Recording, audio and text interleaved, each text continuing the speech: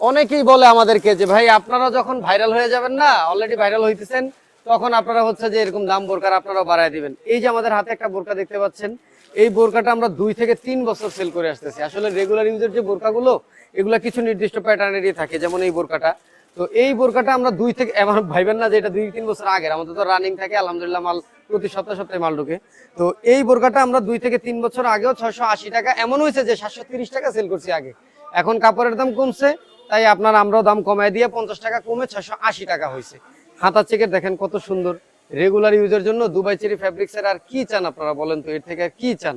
আর কতটুকু আপনাদের জন্য দিতে পারবো? কোমরে ফিতা আছে, চাইলে টাইট লুজ করে বেঁধে নিতে পারবেন। তো যারা বলে যে আমরা দাম বাড়ায় দিব, বিষয়টা কিন্তু তেমন না আপু।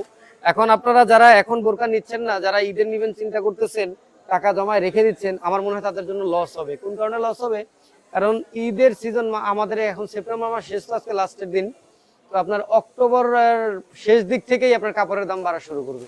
তখন কাপড়ের দাম যদি বাড়ে, ভাই আমার কারখানা যে খরচ, ওটার দাম তার না বাড়লো, এটা বুঝলাম।